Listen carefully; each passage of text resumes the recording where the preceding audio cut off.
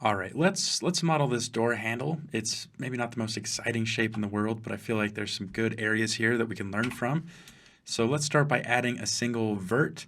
If you don't have this option to add a single vert, you just come up here to Edit and Preferences, and it's under Get Extensions. It's just called Extra Mesh Objects. It's a nice little extension that comes in Blender's free extension library.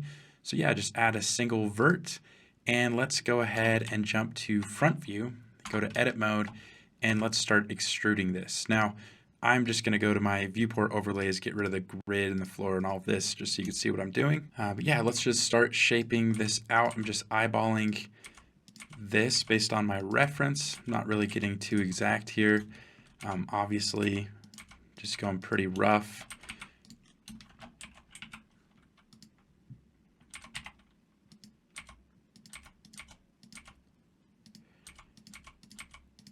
Obviously, we could get a better angle of this straight on, and we can get a lot more accurate about this. But yeah, I'm not too worried about it. Just trying to evenly space these the best I can. Well, not evenly, but I just don't want any that are super, super close together. And there we go. Let's go ahead and go to Object Mode and add a Mirror modifier. Oh, and before I get too far, let me see. Sorry, I always forget to do this. Let's just turn on the extension Screencast Keys. There you go. Now you should see what I'm pressing in the bottom left there if you ever get lost. All right, let's go back here, go to Edit Mode, and let's turn on clipping so we can clip at the center here. There we go. This more or less is looking like a good shape. We can go ahead and we just adjust a few areas here.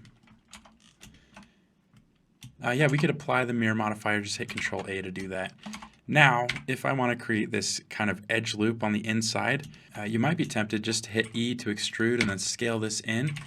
But the problem with that, as you could see, is it's hard to get kind of a perfect extrusion inside, and we have some edges that are really close to each other, like those, and some are overlapping in weird ways. So that doesn't really work for us. What we need to do is create a normal direction, so we need some faces. So let's just grab everything, extrude on Y, select everything and hit Shift N to recalculate normals. Now, what I just did there, you don't have to do this, but let me just turn this on. You could see faces have what are called normals. So what are normals? They're basically just this direction that's perpendicular to each face. The reason that's really, really handy, let me just turn that off, is now we could select everything and hit Alt-E and extrude faces along those normals to get this nice edge loop that I was talking about. Let's make sure that this is offset even, and let's just see if anything's overlapping in a weird way. No, that looks pretty good. I mean, these are close, but it's not causing a problem. Then we can delete the extra faces that we ended up with, and that's kind of what we're going for. Let's go to the front view, and I'm just going to move some of these a little bit out of the way. They're a little too close for comfort. But yeah, that's just a quick way to get a nice edge loop. Let me just go back here so you can see that in action at full speed. So again, what I would do, select everything, extrude on Y, select everything again, Shift N to calculate normals. Then I would hit Alt E, extrude faces along normals, bring them in, make sure I'm doing an even offset. Select the additional ones I don't need, and there you go. I also, in our case, did just a little bit of moving these around so they're not so close together. Now, these inside faces, this is always going to be flat, so I'm not really worried about this. Honestly, we could even do like a huge N-gon here. That's not like great practice, but my point is it's not a huge deal. If we want to be a little bit cleaner about it, we could go through and just start to fill some of these in. Now, obviously, I have some triangles, but basically, it's not going to cause any kind of shading issues for us because, again, this is always going to be a flat face. So it's really not something we need to stress about, but if you really want, you could go through and kind of fill this in manually. We could just select everything and hit Alt-F as well, and that does a triangle fill, which is fine. But I'm just going to go through just a couple more seconds here and take a second to actually just fill this in. It's not perfect quads by any means, but the important thing is we already have that bracing edge loop around the outside, which is really, really helpful for getting good smooth shading. And we'll check the shading on this in just a second to make sure things are looking good and clean. But I'm just going to go through, grab a few of these last ones, fill them in. Doesn't matter if we have a few triangles. There you go. Now if you want to check the shading on this, we could grab a matte cap, maybe a shiny one, and you could see the reflection on there is perfectly fine because this is flat. We can grab that outside edge, hit extrude on Y, and just bring it back here. Now the reason we went through all this trouble is because we have this nice edge loop now. Let's just apply scale. If we hit Control B, for example, we could add a nice bevel, and that's going to go all the way around. We can select the whole edge loop at once. It's just really convenient for certain things. Now we could shade smooth, which doesn't look too bad. Let's try shade auto smooth to get some sharp edges. I actually think shade smooth was working fine for us. Let's not get caught up in microscopic details because, I mean, realistically, this is never going to be viewed that close up. But yeah, I think this is looking fine. Let's move on to the actual keyhole. So let's go ahead and, well, let's just move our 3D cursor to here. So I just hit Shift-S cursor to selected, and that's a good starting point for our lock. So let's add a circle. 32 vertices is fine. Let's rotate on X 90 degrees, scale it down just a little bit, go to edit mode, and let's extrude this out. This looks like, just looking at my reference, it scales in a little bit. Let's extrude again, scale in again. This edge loop will kind of be the break where it goes from the outside to the inside, so we're going to leave that there. Scale in again, move this one down, and this will be kind of the inner lock section that turns.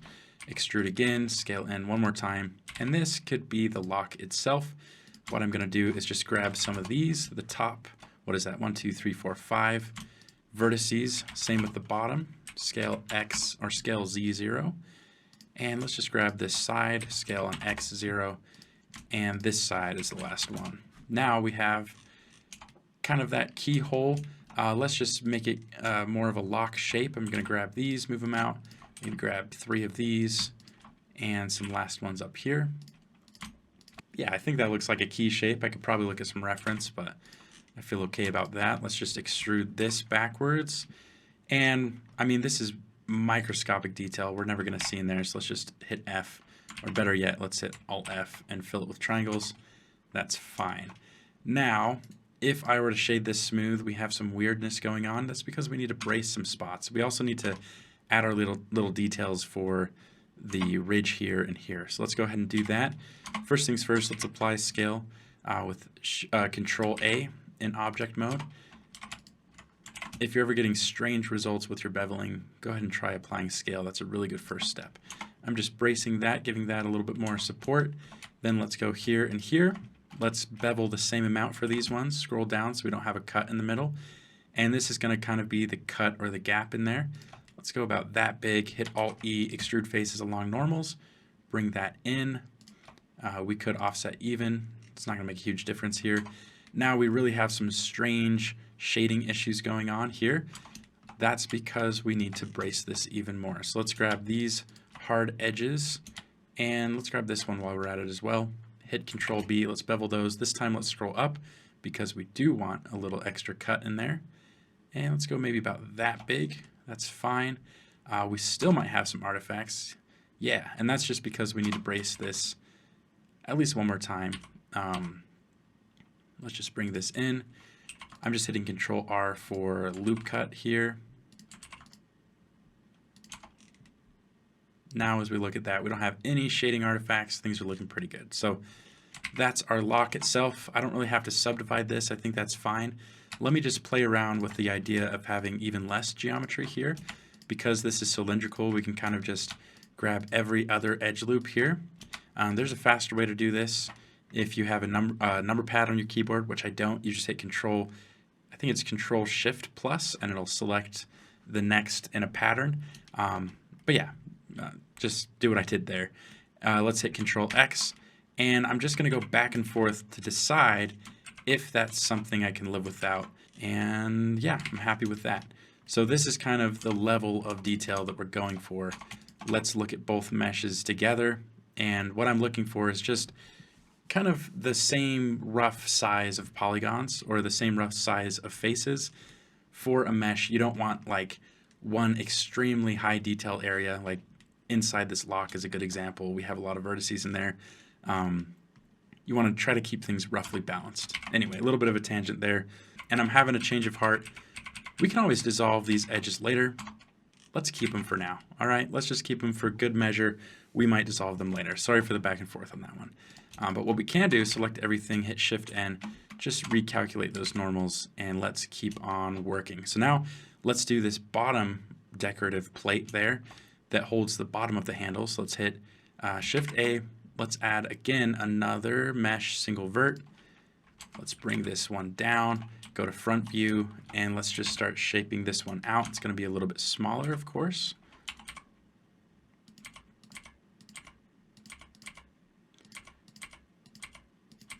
Kind of come over here. Oops, let's just bring this one down and over.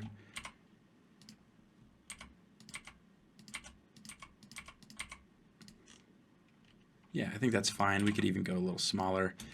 Let's go ahead and do another mirror modifier. Should be on the x-axis already.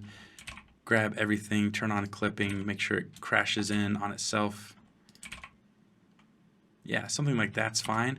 Now let's just go through, apply the mirror modifier, and let's just start filling out some of these areas. Oh, actually, yeah, let's do the same thing we did before. So let's select everything, extrude on Y, select everything again, Shift N, recalculate normals, Alt E, extrude faces along normals, make sure it's offset even, delete these extra ones that we don't need, this extra face loop. There you go. Now we're in business. Let's just clean up some of these areas, slide these out a little bit, slide these up, double tap G to slide vertices, and now let's start filling these in. Hopefully a little bit of repetition here helps. Hopefully it's helpful to see this a few times.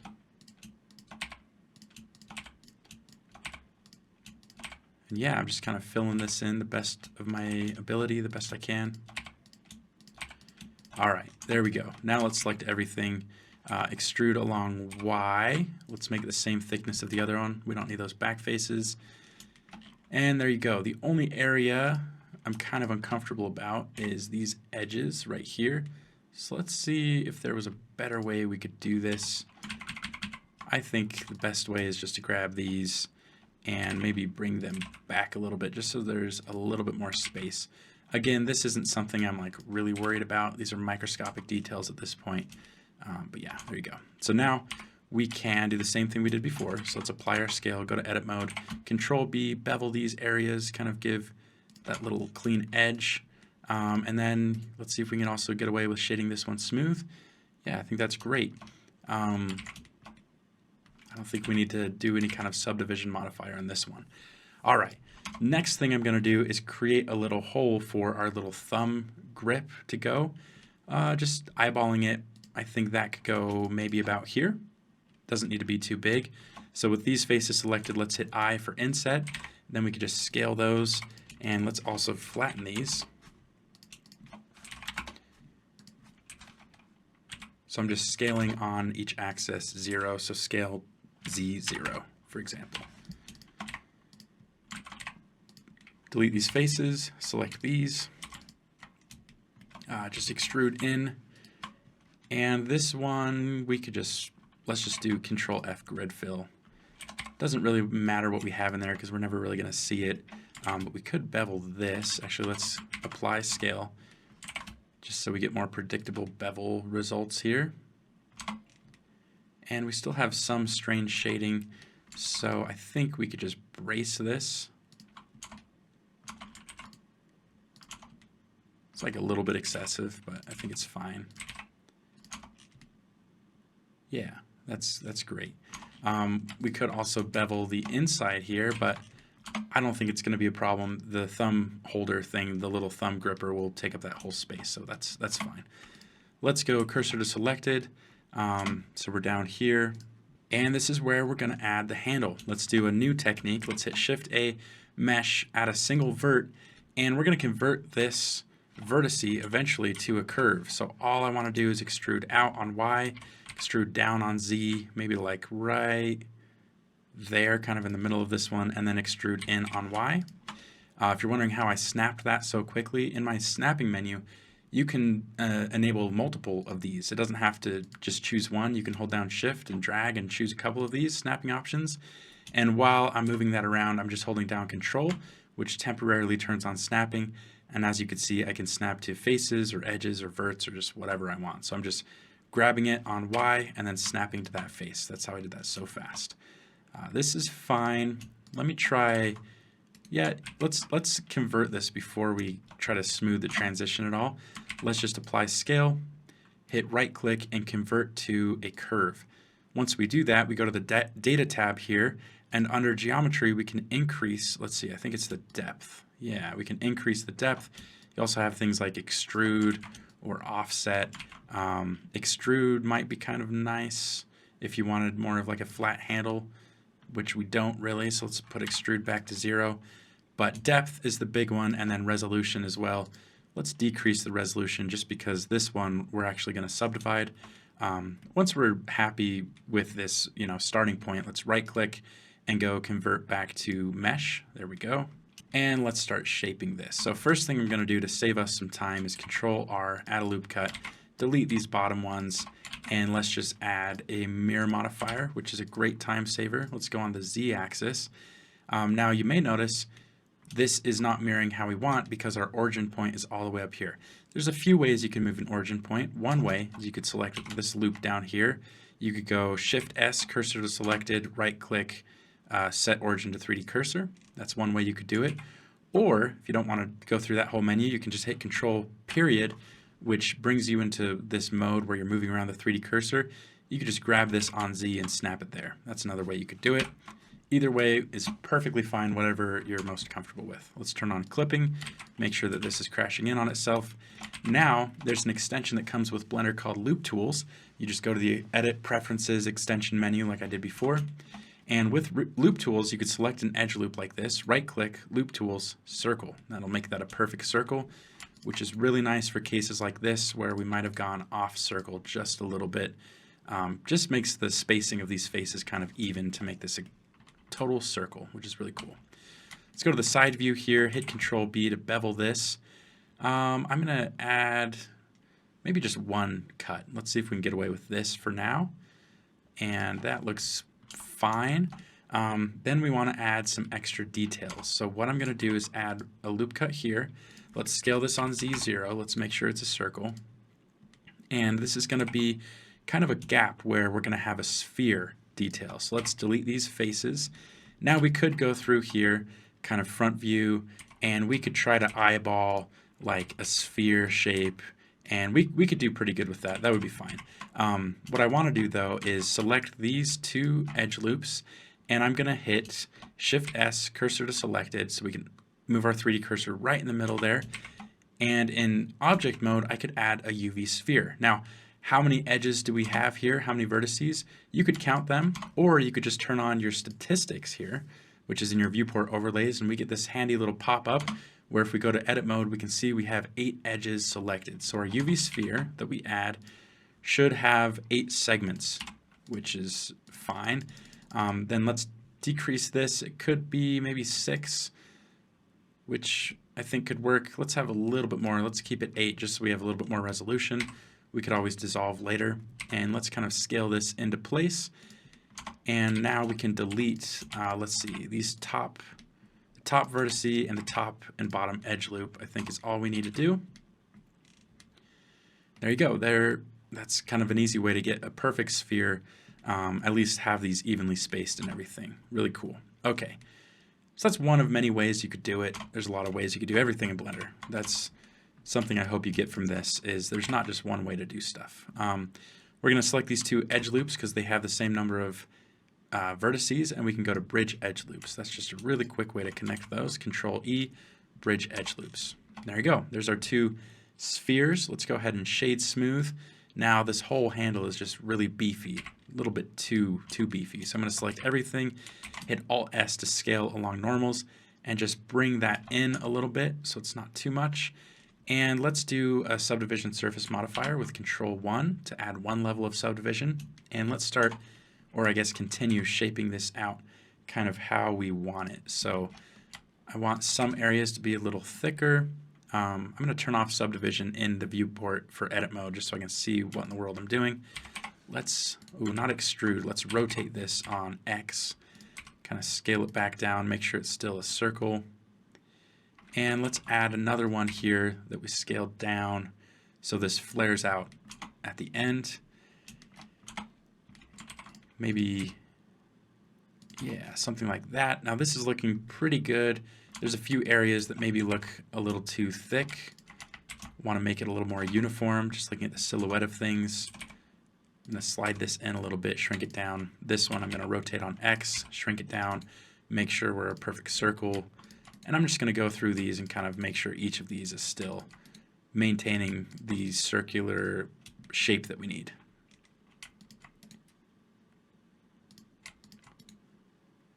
I tend to get lost in details. I spend a lot of time on stuff like this. It's good to take a step back every now and then and just think, is the detail I'm adding right now, is it really worth it in the long run when you view this asset at the distance that you're going to be viewing it at? Just try to keep good perspective on that. But I think we're good for the most part. I might brace this just to see what it looks like, bring it in, make it tighter, kind of like that. This whole section here, I maybe went a little bit overboard, so I'm just going to scale this in. Scaling on everything except for the Z-axis, so just S and then Shift-Z to do that. Yeah, I feel like that's pretty good. Let's just apply the, let's apply mirror modifier and subdivision. And then let's go through here and just, actually, back up. Let's put subdivision before the mirror modifier in this case. So let's apply subdivision. Then we can go through here and dissolve some of the areas that I feel we can live without. So I'm just hitting Control X to dissolve. I like the extra edge loops in this direction, so I don't want less there. I'm just getting rid of a few of these edge loops that I feel aren't really doing much for the silhouette. Like those, for example, maybe this one. Yeah, we don't need tons and tons of detail here. I feel like I lost a little bit of my sphere shape, which is fine. I'm just going to squash this just a little bit. Yeah.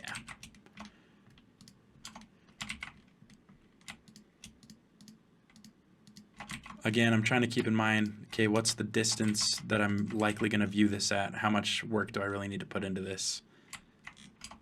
Something like that's looking fine. Let's go ahead and apply the mirror modifier. Just hit Control A, apply that, apply scale and rotation. That's looking pretty good. Now let's add our little last piece here. So let's Shift S, send the cursor to selected. Let's start with a plane for this one. Kind of scale it down on X and Y. Let's bring it out so we can see what's going on. Let's do another subdivision surface modifier. This time, let's take this middle part, turn off proportional edit, and bring this down. I think I can also just grab these and kind of round out this sharp corner. Yeah, something like that. Then let's grab everything, extrude on Z, grab everything again, recalculate normal so we can see what's going on.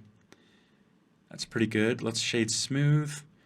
And this is just kind of where your thumb grabs. Don't need that big of a hole maybe. And let's just grab these two, where are we? These two faces, here and here. And let's see, how do we want to do this? Let's just extrude these back, scale on Y0, scale these on X a little bit. That's just going to kind of hide in there. I think that's fine. Let's make everything a little fatter, bring it back to see how that's going to fit. And these areas down here, let's just extrude this down on Z.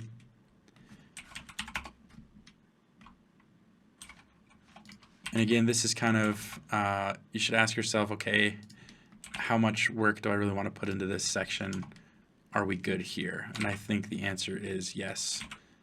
We're probably good at this point. Don't need to put too much more into it. Let's just finish it off by applying this subdivision surface. Actually, before we do, let's bevel maybe these two areas.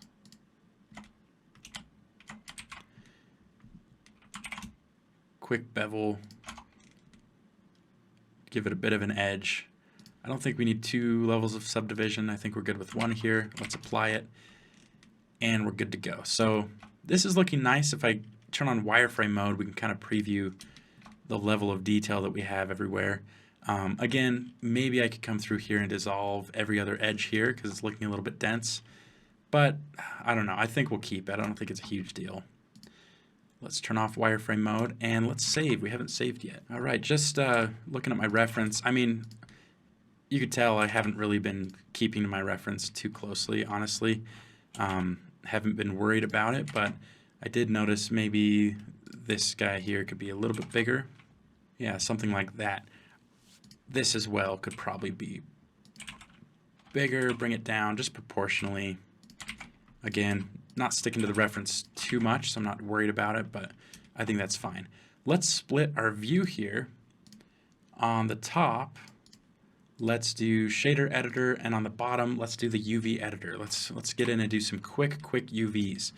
So what I'm checking for before I do UVs is, are my modifiers applied? In this case, they are, so that's great. We could also come through here and just join all these objects, make sure everything's shade smooth, apply scale and rotation, and yeah, now we can start adding some seams for our UV unwrap. So again, we have some really nice edge loops because we took a little bit extra care as we modeled. And this comes to the question, how do you know where to add seams for your UV unwrap? And honestly, it just comes down to understanding how the unwrap works. Oh, before we do this, let me just come through here. We do not need all of those extra edge loops there. That was kind of excessive. Sorry, what was I saying? Yeah, how do you know where to add edge loops in your unwrap? Or not edge loops, how do you know where to add seams for your unwrap? Really just comes down to having an understanding of how unwrapping works. These, for example, most of these are very cylindrical. So with cylindrical shapes like this, for example, you typically want to grab a few of these kind of areas where naturally you might have a seam in the texture, maybe the angle is a little bit sharper. And you want to grab a few of those areas, and then you also need to grab one that connects all of those rings. So typically I like to go on the back where I can, where the seam's not visible, like in the front, for example. So that's kind of the pattern for cylinders. I forgot to join that. I'll unwrap that in just a second.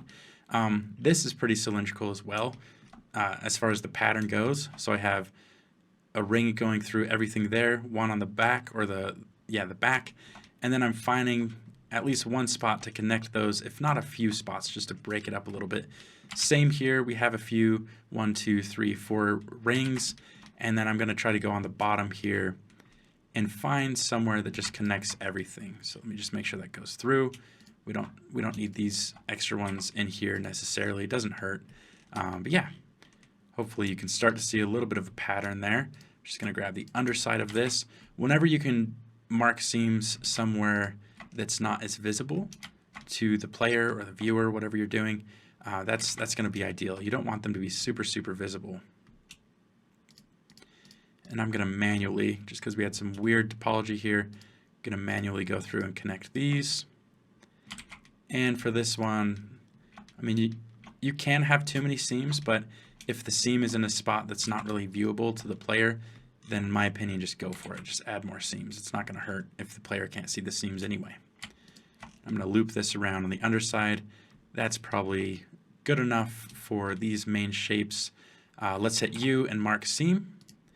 And let's come down here. Let's join these. Didn't realize that wasn't joined. And this one should be pretty easy. Let's just do some seams there. U, mark seam. Okay, now we have the seams. We can start to unwrap. Before I unwrap, I like to make a little test material. So let's make a new material, add an image texture, new image, and let's let this be a UV grid. Plug this in, and let's go to material preview mode so we could see. Now, the thing is, you're not really going to see UV grid here, obviously, because a lot of this isn't unwrapped. But let's watch the magic. Select everything. Now we have our seams. Hit U. You could do angle-based, conformal, minimum stretch. I like to try a few of those, usually. I like to do angle based, then I have a look at my UV unwrap here and I kind of look, okay, see some of the shapes. Let's try conformal.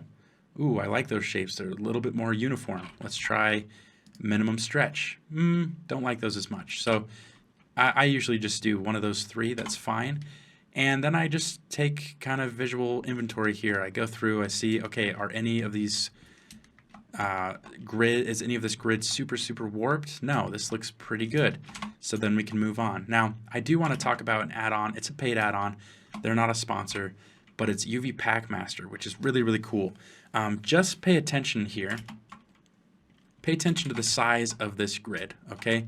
I don't know if it's going to be a huge difference on this model, but let's just check.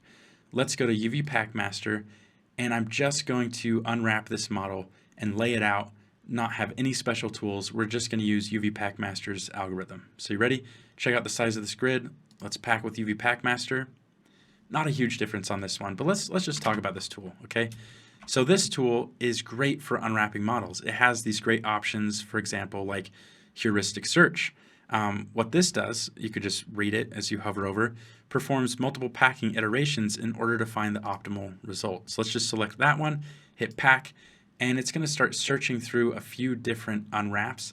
In this case, it thought, there's not a lot of variation. This is kind of the best we can get with this. So it's just going to keep thinking until you press escape.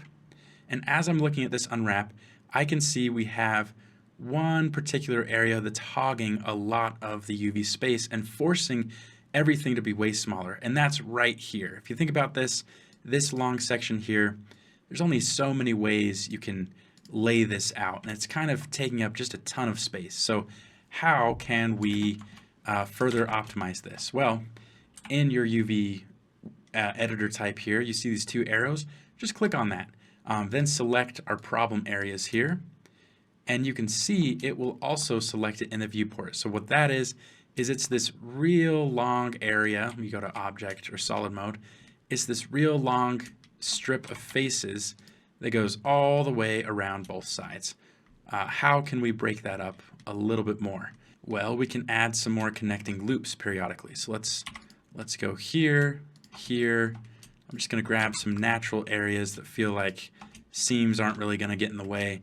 And the more we break this up, the more this whole thing is going to be able to be unwrapped, which is going to really save us a ton of UV space. This is maybe a little bit excessive what I'm doing, but you get the idea. Let's hit U, let's mark seam. Go back to material preview so we see our grid. Let's select everything, hit U, and let's do another conformal unwrap. Yeah, can you just see how much more space that's taking up? Let's apply scale and rotation. Let's try angle based again. Yeah, I think I like the conformal. Yeah, now let's try again UV Packmaster. Let's come down here. Let's do a heuristic search, keep that. And let's add a little bit of pixel margin. I think, I don't know, like 10 pixels, a little bit more cushion just to be safe when we bake things out. And let's pack. It's going to think about that for a second, try to unwrap this. And I think that's about the best it can find. Let's look again. We still have some trouble areas. Where is this? That's what I'm curious about. Where is this section here? Ah, okay, yeah, I should have known. Similar story to before. We just have this really long section that's unwrapped now. I bet if we break that up, we can utilize UV space even more. Why is it important to utilize UV space and take up as much area as you can over here? Well, it really comes down to resolution. The more you utilize your space, the more bang for your buck you get with your texture resolution. So let's select everything again. What was it? I think we were liking conformal. There you go. Do we have any other huge areas? I mean, we have this, but I don't really want to break up the front face here. That's kind of really player facing, kind of obvious. So I think this is the best we're going to get for now. Let's do a UV Packmaster pack with heuristic search. Let it think for a second. Hit escape when we're done. And that is our UV unwrap. Now we can get on with some textures. In this case, it's just going to be a single metal texture. Really not going to spend a lot of time on this one. let's just use the material we already have. We don't need to worry about UVs anymore, so let's change this to the shader editor.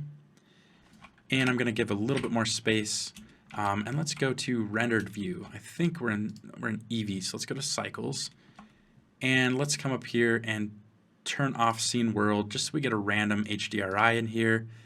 You could change the HDRI if you want to try some different lighting. You can also change the rotation. This isn't a scene HDRI, it's just in the viewport. So if you were to hit render, it wouldn't render with this. This is just a little sample. Now we could go through and start to do some base shading. So metallic, it's going to be pretty rough. The color is about there. Now, if I just called this texture good and just called it a day right here, that's not really, doing great at my job as a texture artist. So let's go through and just add just a little bit of variation. We don't have to add a lot.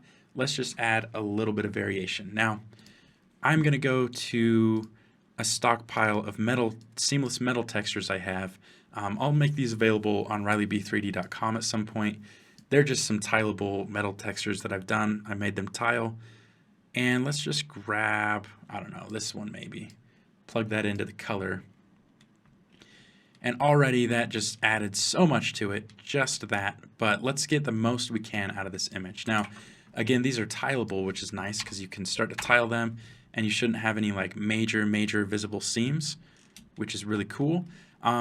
Let's drive more than just the base color with this one though. Let's see what happens if we plug this into the metallic. Let's also grab a map range, which is kind of a way to clamp the darks and the lights. So with metallic, anything that's white is metal, anything that's black is dielectric or not metal. So we have high contrast now, which is making some areas super metallic and some areas not. Instead of going from black to white, 0 to 1, let's have a minimum of like 0.2, so it'll always be at least 0.2 metallic. And a maximum, instead of being perfectly metallic, I don't know, maybe there's some dust on it, a little layer of dust. Let's have like 0.9. That looks pretty good. Let's just see what happens if we tile this even more. We have finer details. I think that's really nice. And yeah, let's keep going with this single image. There's no rules saying we can't use this for everything. Let's use this for roughness as well. See what happens. That already looks pretty good, but let's drop another map range node down. Solo this one. I'm just soloing with Control-Shift-Click to solo the results.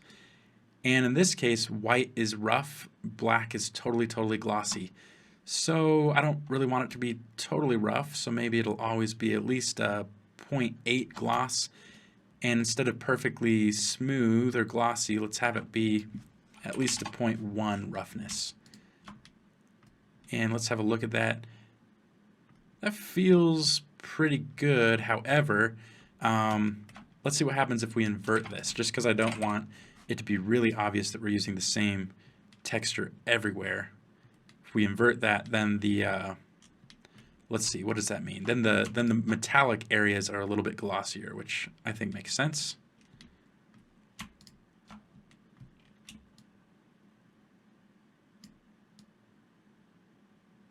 Make it a little glossier overall. Maybe not. I'm just going to Control-Z, back that up a little bit. And yeah, you can see where I'm going with this. Why don't we just use this same image for normal as well? Nothing's stopping us from doing that. Let's just drop down a bump node here. And instead of going into normal, let's go into the height. And right now, this looks just crazy and it looks all sorts of wrong because this distance is in meters. So this is trying to make a bump map that's 1 meter large. And by the way, I didn't build this to scale, but we could just decrease this until we feel it's kind of at a good level. So let's go 0.01. Even that's really aggressive. Let's go 0.004 maybe. 0.002. I just want it to be really subtle. Almost like it's not even there. Yeah, I think that's pretty good. Let's introduce some cavity now. Some interesting things going on with the edges and cavity. So I'm going to drop down a mix color node. If you watch any of my videos where I ever texture, you know that I love the Fluent Materializer add-on. It's another paid add-on, not a sponsor. But they have these great procedural masks, like the edge mask, for example, which is using curvature and all sorts of good stuff to find the edges in a model, and we could use that, and it already has this great breakup that just comes with it. We could also use our own textures breakup. Let's just use the same texture we've been using just to see what it looks like, and let's increase the distance. Let's save because I'm getting a little scared here. And yeah, now we don't want the second input to be white. Let's just use our existing material, but drop down a hue saturation value. And for the second one, the B input, let's just increase the value to something like 2, maybe 1.5, so it's just a little bit lighter. And let's decrease the saturation, maybe like 0.7. So you could see, let me just mute these. This is before, this is after. So hopefully you can appreciate how that, using the edge mask from Fluent Materializer, it's just a really quick, easy way to add more variation. We could also have that variation be present in the roughness map, for example. So let's just add mix color. Let's use this same exact factor here. And then maybe these edges, if this was black, for example, those edges would be perfectly glossy if we see what's going on there. Let's have them be a little bit more glossy, but maybe not perfectly glossy. Something like that. Maybe the edges are a little bit more worn down, which would make sense. Maybe they've been polished a little bit more by hands and whatever's touching this. All right, that's cool. This is looking great. Let's keep this going though with one more layer. Let's duplicate this mix shader, and let's go to Fluent menu again with F, and let's bring in a cavity mask. This is procedural again, so we could change all kinds of stuff. And let's use our same image texture as the texture here. Let's make this a bright red so we can see what's going on, and increase the distance. Now, as you can see, that's appearing in the cavities, which is exactly what we want. Instead of using that bright red, let's use the original color, drop down a hue saturation value. Let's just darken this one a little bit, or a lot. Let's go like 0.2, so it's really obvious. Maybe too much distance. Let's decrease that. And this could be some dirt or whatever collecting in the crevices here. Yeah, I feel like that's not bad. Maybe it's a little bit dark, a little heavy-handed.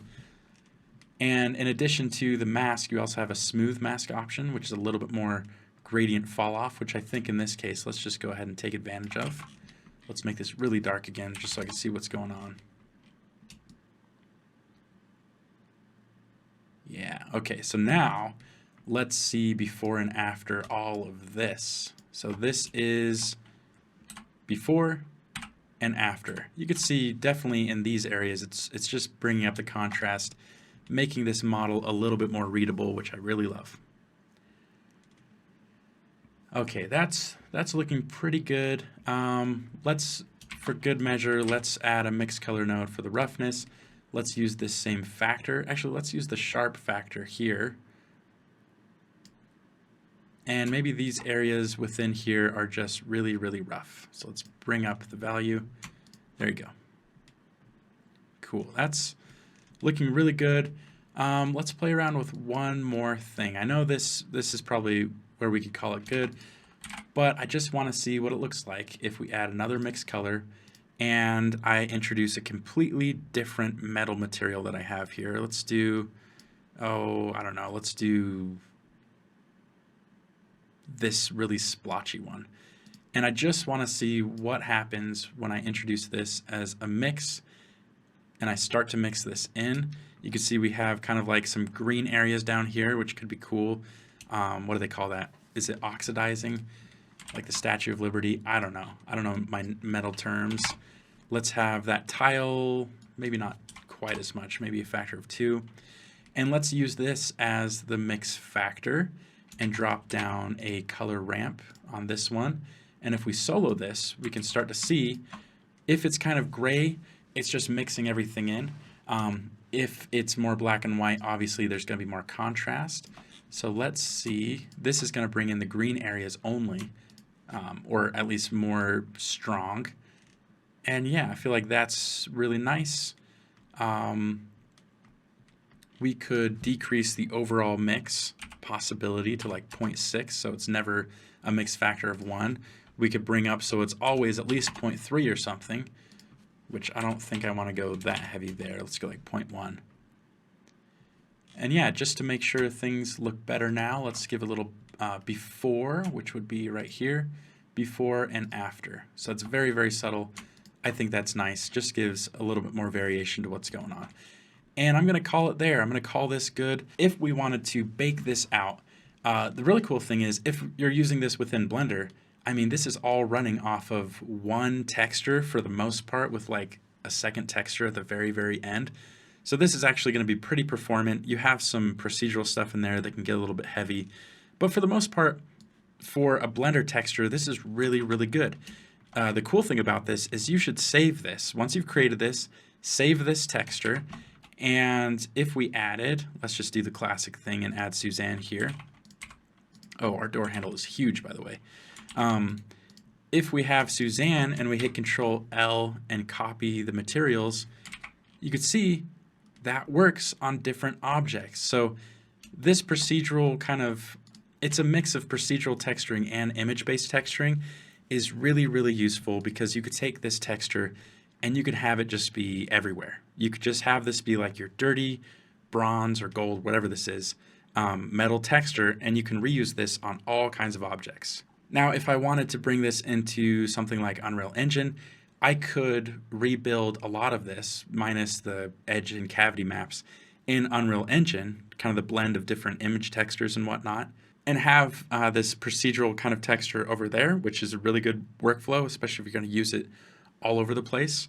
Or I could bake this down.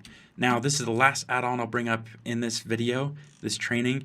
It's called Simple Bake, which I think I have installed. There it is. This is just a really nice bake tool for Blender. Fluent Materializer also has some bake options. If we go to Fluent, you can bake some PBR maps. But I really like Simple Bake. You could just add your bake object. So let's call this handle. You could add the bake object. You can choose what maps you want to bake. Let's do roughness, diffuse, metalness, and normal. That's all good. You can come down here to special bakes. You can add additional bakes, which we don't really need. Texture settings, you could bake a 4K map. You can even downres or increase the resolution of your bake to like 5K and output to something like 4K, which just gives like a little bit extra clarity and sharpness, which is a really cool option. You can export your maps. There's all sorts of like UDIM, UV settings you can get into, channel packing even by default. And yeah, then you could just bake it, which is really, really cool. So that's what I do for a lot of my assets that are coming from Blender into Unreal, where I don't think I can get the same effect with a procedural setup in Unreal Engine. But yeah, that's the last add-on I wanted to talk about. So hopefully this has been beneficial for you. Hopefully you've learned a thing or two. Thanks for checking this out. Thanks for supporting my Patreon, patreon.com/RileyB3D. And yeah, that's all I have for you on this one. We'll put up some final results on the screen right now, but hopefully I see you in the next training. Thanks.